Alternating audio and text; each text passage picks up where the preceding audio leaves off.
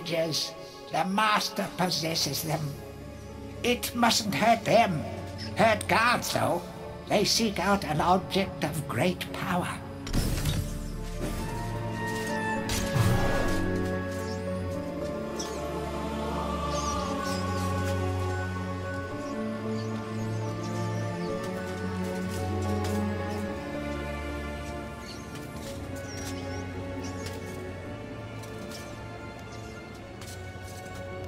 A crucifix once stood here, but the mayor took it. Find a replacement and see how the church should really look.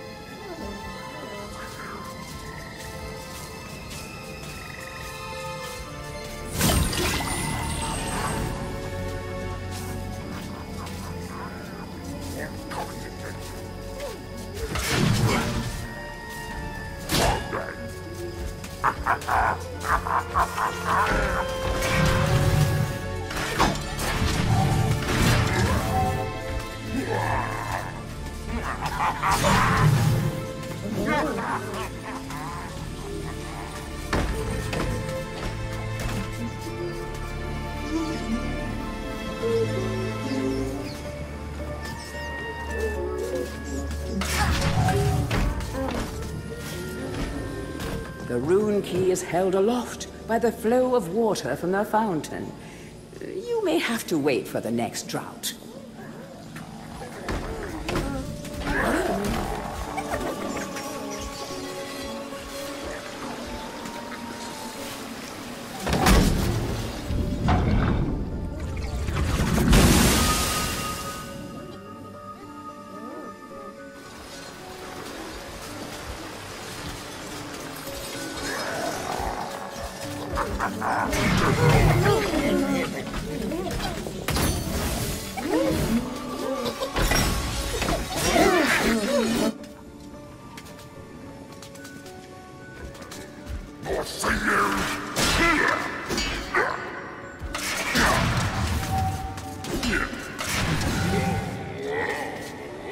History of Gallowmere, Volume 1. During the dark time that was Gallomere's not too distant past, it was King Peregrine who thwarted Zarok the Necromancer and his plan to enslave the land. Zarok, once the king's mage, had fallen out of favor with the ruler for conducting outlandish experiments on the bodies of the dead.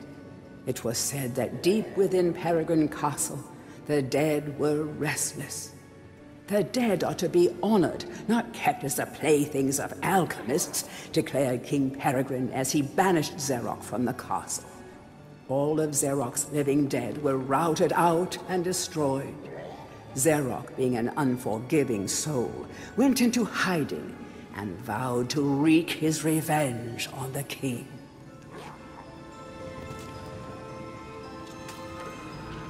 History of Gallowmere, Volume 2. Rumors of ill-doing and dark deeds abounded through the land of Gallowmere. It was whispered that Zarok had employed the aid of shadowy demons to help build a vast castle.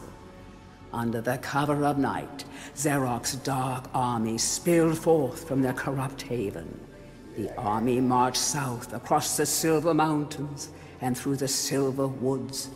Soon afterwards, even the Pumpkin Lands belonged to Zarok. The folk of Gallows Town cried out for help. "Save us, good King Peregrine." Retaliation was swift and violent. King Peregrine's forces, led by the brave Sir Fortesque, drove Zarok's army back from Gallows Town. Oh, there was much rejoicing, but the war was not yet over. History of Gallowmere, Volume 3. News that Zarok's army had now taken the Floodlands caused much concern. From this vantage point, Zarok could march west to take the Enchanted Forest. This sacred place would prove a bitter defeat if it fell into the hands of the evil sorcerer. It was Sir Daniel Fortesque who once again led the king's militia to rid the demon host from the land.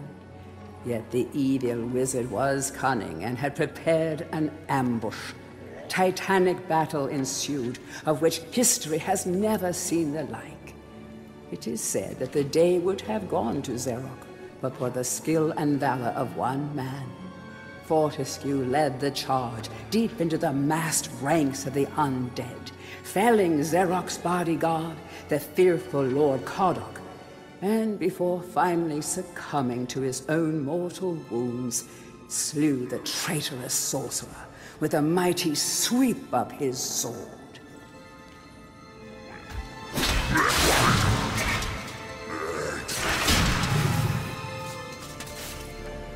History of Gallowmere, Volume 4. The forces of evil were destroyed, but at a terrible price. None but a handful of the king's militia returned from that field.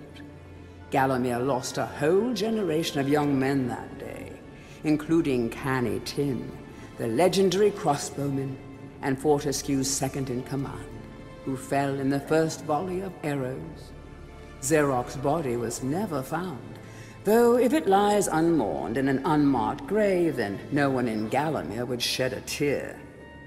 The shadow demons that had fallen under Zarok's banner were unnatural creatures that did not belong in the world of mortal men. The king declared that they be banished, entombed under the pure earth of the enchanted earth. Imprisoned within an impregnable box of the king's design, the demons were buried deep underground. Their tomb was sealed with a magical device that has since come to be known as the Shadow Artifact.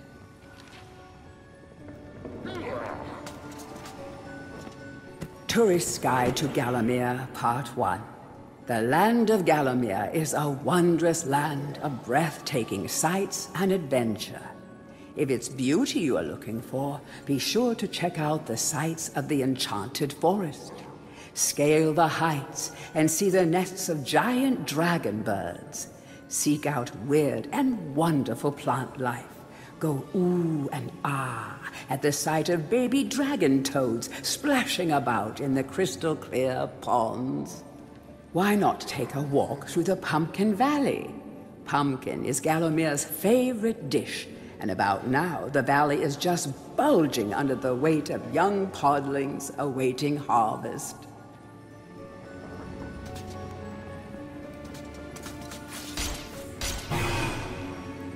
Tourist's Guide to Gallowmere, Part 2.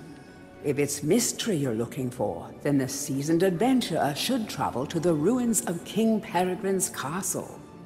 Yes, this is the fortress from which the fabled King Peregrine once hailed.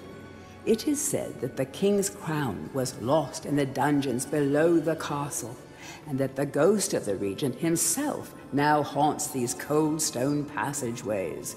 Spooky. Why not take the swamps and seek out the mythical town of Mellowmead? This place was once said to be a place of fantastical arcane alchemy, but an age has passed since it was consumed by the murky swamps.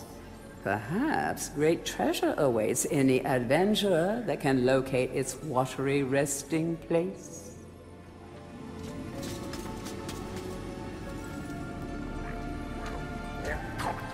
Heroes from History, a retrospective. Chapter 1. In addition to being the strongest man who ever lived, Stanyer Ironhewer was unsurpassed in his skill as a blacksmith. He was equally happy pounding on his anvil at home as he was pounding on someone's head in battle. It was said that his only fear was the end of the village smithy as the focus of manufacture, in favor of more centralized units. As if.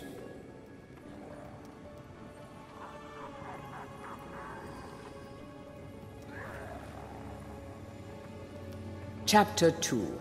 Born a humble peasant to one of the nomadic tribes from the Eastlands, Bloodmanoth Skullcleaver gathered an army of horsemen and swept over half the civilized world. When he finally died, attempting a single-handed attack on a garrison in the north while armed only with a spike on his helmet. He was the richest and most powerful peasant of his day.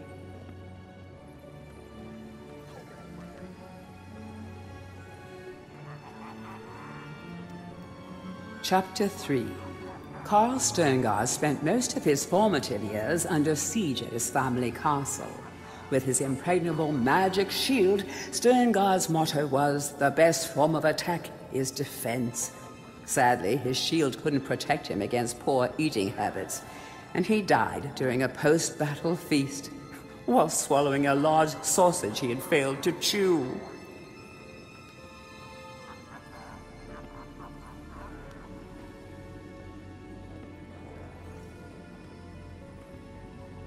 Chapter 4. Truly the hero's hero, Woden the Mighty was fearless, single-minded, and uncompromising. Unbeaten in combat, he inspired raw fear in friends and enemies alike, not to mention in close family members and pets. Chapter 5. Trained from birth in all forms of combat, Imanzi Shongama was the warrior queen of a tribe of Amazons. The bold and the beautiful Shongama banished all males from her territory, except the handful she kept on to mow the lawns of her people. Chapter 6. A full-time mother and homemaker, Megwin Stormbinder had to defend her settlement from barbarian raiders while the menfolk were away on a hunting trip.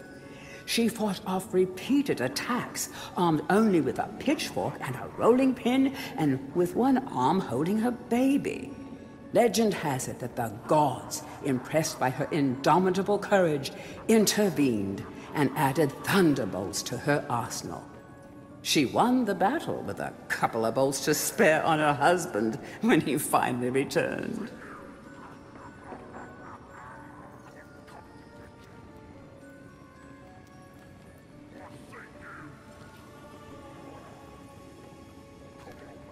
Chapter 7.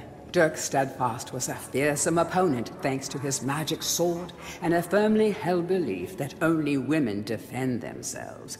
Real men are always on the attack. He was a friend and contemporary of Karl Sterngard and was with him even to the end. It was whilst Steadfast was explaining his views on Sterngard's shield during a feast that the latter had his tragic and inexplicable accident.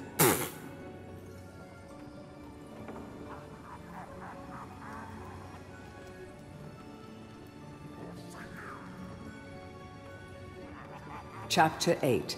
Descended from the finest centaur Bloodstock, Ravenhooves the Archer was the last prince of his people. A proud and haughty aristocrat, he was an accomplished hunter, sportsman, duelist, playboy, raconteur, and 3 times Derby winner.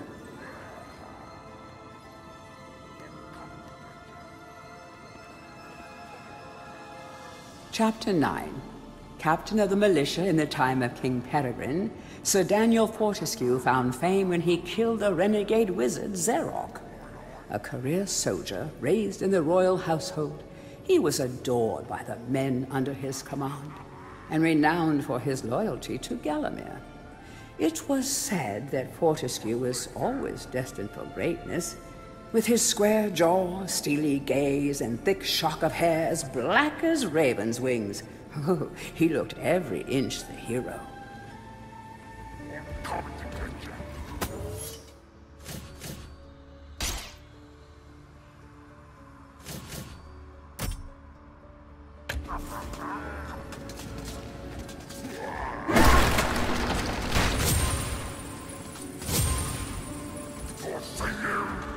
To whom it may concern, I must make haste, for Zarok's men will be here within the hour.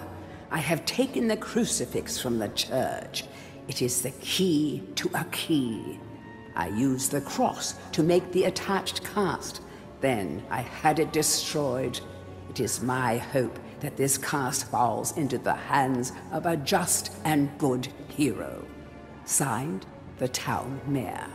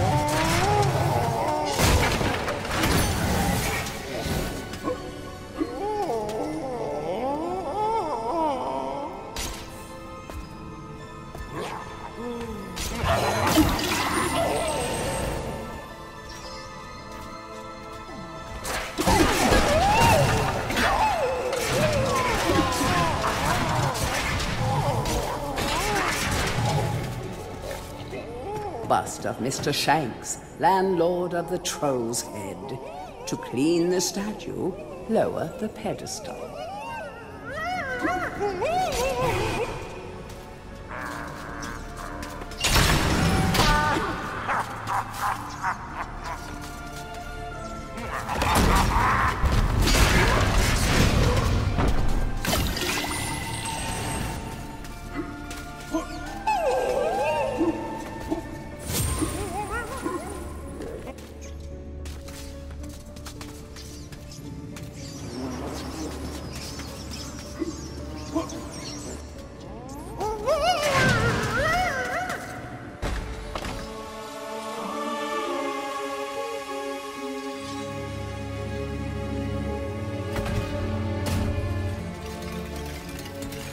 Hurry, comrades, tear this place apart. If we don't find the shadow artifact, Lord Zarok will have us mocking out the demons for the next millennium.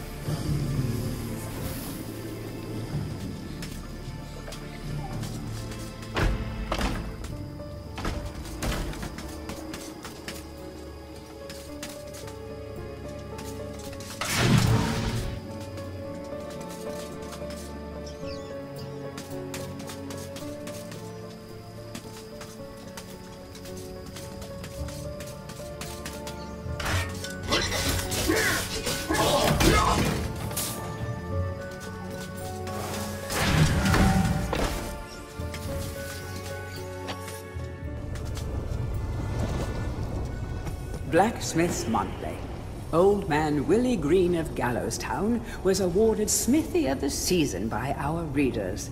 His outstanding casts have produced many intricate and hard-wearing iron goods and sculptures. Willie only uses the finest of metals in his work, and is particularly noted for his magnificent busts. Old man Willie was quoted as saying, "Aye, when I get pumping on me bellows, there's no stopping me. It's all in the rhythm, up and down, up and down. I've always been inspired by the stories of Stan your Iron Hewer, the greatest smithy there ever was."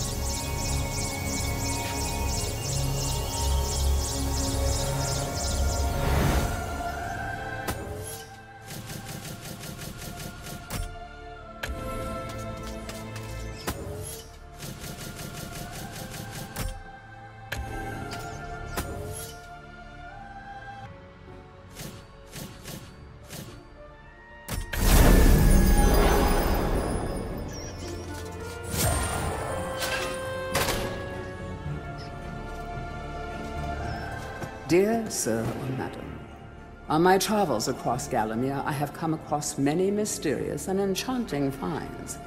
However, that which filled me with deepest dread was that bully boy Zarok will stop at nothing to retrieve this item. I fear that he already knows that it is I who possess it. Yours fearfully, the town mayor.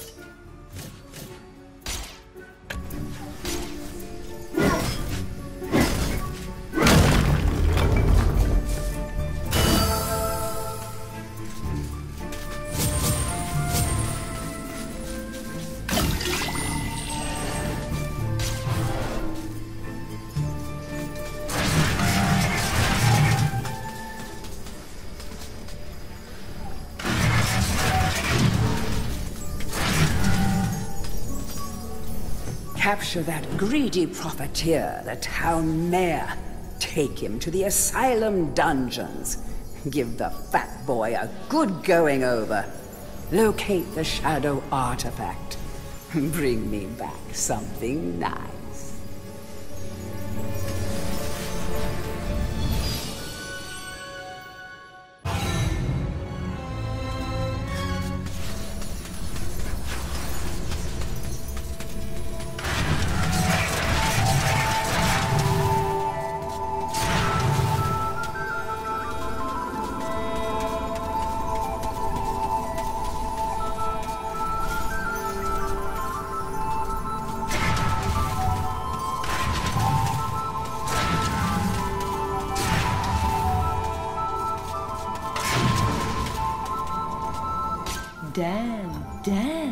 Dan.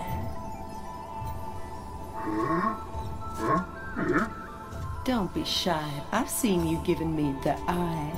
You may be weak and feeble like old men, but I like you, Daniel. Now listen up. Your bow and arrows are fine for itty-bitty jobs, but if you want to pack some serious heat, you should take this spear.